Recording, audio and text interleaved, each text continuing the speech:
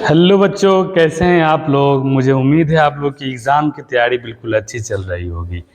तो इसके पहले वाले वीडियो में मैंने आपको बताया है कि चतुर्भुज की पहचान कैसे करते हैं दूरी सूत्र के आधार पर। तो हमने दूरी सूत्र को कम्प्लीटली पूरा कर लिया बाबू, ठीक है ना, कंप्लीट रूप से पूरा कर लिया। और आज मैं आप लोग के लाया हूँ विभाजन सूत्र, सेक्शन फार्मूला। अब ये सेक्शन फार्मूला होता क्या है बाबू, ठीक है ना। आज का हमारा टॉपिक यही है और इसी के बारे में आज हम लोग बात करने वाले हैं, ठीक है। तो देखिए, विभाजन सूत्र, सेक्शन फार्मूला, ये क्या है ना कि अगर मान लीजिए निर्देशांक ज्यामिति में दो बिंदु हम लेते हैं, अगर वो दोनों बिंदु को अगर मिलाया जाए तो एक रेखा बनता है। तो उस रेखा को अगर m अनुपात n यानी अनुपात में अगर हम विभाजित करें, ठीक है ना, तो एक बिंदु जो होता है वो अनुपातों में विभाजित करता है। तो उसी बिंदु का मुझे नियामक बताना है बाबू। तो आपका जो विभाजन जो होता है ना वो दो तरह से होता है। एक होता है अंतः विभाजन यानी आंतरिक रूप से विभाजन, और एक होता है बाह्य विभाजन, ठीक है ना। तो ये हम लोग बारी बारी समझते हैं। देखिए यहाँ पर कह रहा है कि ये आपका एक ए है और एक क्या है बाबू, बी है। दोनों का नियामक दिया हुआ है। कह रहा है ना कि इस दोनों को मिलाने वाले रेखाखंड को एक बिंदु यहाँ पर P है। ये क्या कर रहा है ना कि m और n अनुपात में विभाजित कर रहा है। तो अगर ये रेखा के यानी अंदर ही विभाजित कर रहा है ना, तो इसे बोलेंगे हम लोग अंतः विभाजन या आंतरिक विभाजन, ठीक है बाबू।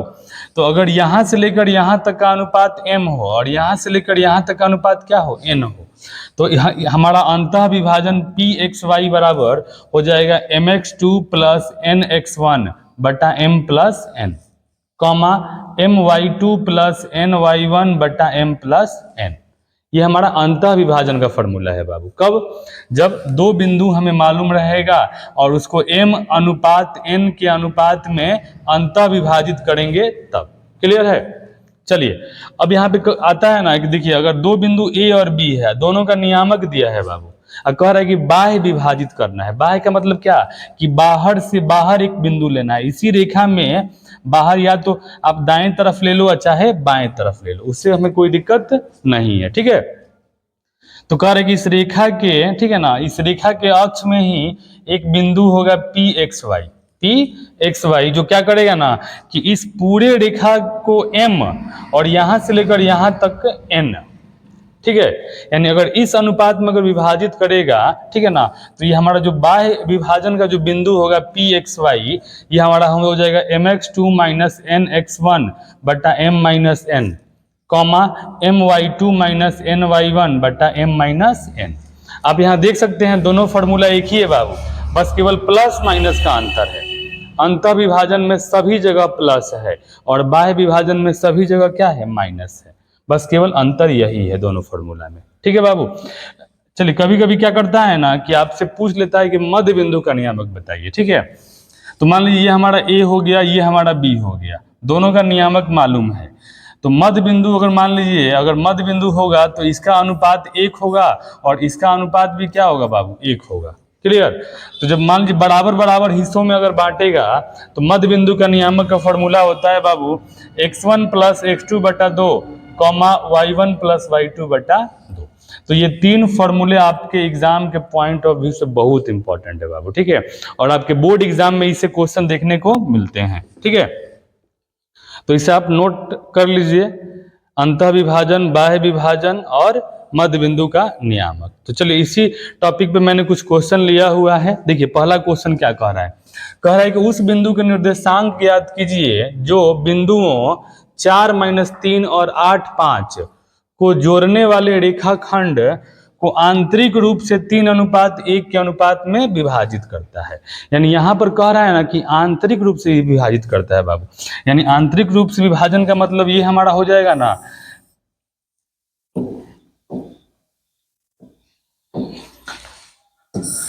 देखिए ये हमारा हो जाएगा बाबू, ये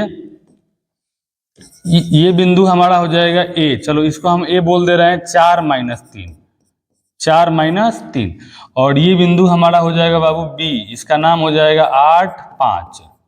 और क्वेश्चन में कह रहा है ना, क्वेश्चन में बोल रहा है कि इसको आप कितना 3:1 के अनुपात में विभाजित करना है बाबू। ये आपका हो जाएगा 3 और ये हो जाएगा 1। तो इसका मुझे नियामक बताना है pxy। तो क्वेश्चन में ही बोल दे रहा है कि आंतरिक रूप से विभाजित करना है। किस रूप में? आंतरिक रूप में। तो यहाँ लगाएंगे हम लोग अंतः विभाजन का सूत्र, लिखेंगे अंतः विभाजन, अंतः विभाजन सूत्र से, अंतः विभाजन सूत्र से। अब बोलिए इसका फॉर्मूला क्या होता है बाबू? इसका फॉर्मूला होता है pxy बराबर, आप फॉर्मूला भी लिख सकते हैं, क्या हो जाएगा mx2, देखिए ये हो जाएगा mx2 प्लस nx1 बटा m plus n, comma my2 plus ny1 बटा m प्लस n। आपको यहाँ समझ जाइए ना कि जो अनुपात दिया है ना वो m का मान है, ये m का मान है, ये n का मान है। चलिए हम यहाँ लिख देते हैं बाबू, m बराबर 3 और n बराबर क्या हो जाएगा 1। क्लियर? ये हमारा हो जाएगा x1, ये x2, ये y1 और ये y2। इतना तो आप समझते होंगे ना जी। चलिए कोई बात नहीं, आइए हम इसको सॉल्व करते हैं बाबू। देखो m का मान हो जाएगा 3, तो 3 गुने x2 का मान बोलिए बाबू 8, प्लस n का मान हो जाएगा 1, गुने x1 का मान हो जाएगा 4, अब बटा m प्लस n तो हो जाएगा 3 प्लस 1, कॉमा my2, तो m का मान हो जाएगा 3 गुने y2 का मान क्या है बाबू 5, प्लस n का मान 1 गुने y1 का मान हो जाएगा -3, अब बटा m प्लस n तो हो जाएगा 3 प्लस 1। क्लियर है जी? चलिए, और ये हमारा जो नियामक है वो किसका नियामक है बाबू? ये pxy का, यानी अंतः आंतरिक बिंदु का नियामक है। चलिए इसको हम लोग सॉल्व करते हैं। यहाँ पर देखिए ये हो जाएगा हमारा pxy बराबर, ये हो जाएगा 8 तिहाई 24, अब प्लस में हो जाएगा बाबू क्या 4 एकम 4, अब बट्टा में 3 1 4 हो गया। ठीक है, ये हो जाएगा 5 तिहाई 15, अब प्लस माइनस माइनस होता है तो 1 तिहाई 3 हो जाएगा, बट्टा में क्या होगा जी 4। अब इसको हम सॉल्व करेंगे, 24 4 हो जाएगा 28, अब बट्टा में 4, ये हो जाएगा 15 में से 3 जाएगा 12, बट्टा में 4। अगर कटाएंगे तो क्या मिलेगा बताइए? 4 सत्ते 28, ये आपका 7 हो जाएगा, 4 तिहाई 12, क्या होगा जी 7 3, और यही हमारा क्या होगा बाबू? आंसर होगा। क्लियर? तो एग्जाम में आपको ये कितना नंबर देकर जाएगा? 2 नंबर। कब? जब ये क्वेश्चन आएगा तब। मुझे उम्मीद है आपको ये क्वेश्चन समझ में आया होगा बाबू। ठीक है, तो वीडियो को पॉज करिए और इसे आप नोट कर लीजिए। चलिए अगले क्वेश्चन पे हम लोग आते हैं।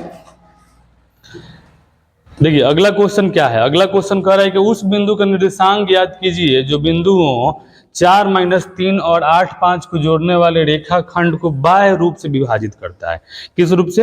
बाह्य रूप से विभाजित करता है। क्वेश्चन वही है बाबू, बस केवल क्या किया गया है, इसमें बाह्य रूप कर दिया गया है। ठीक है ना, आप यहाँ देख सकते हैं।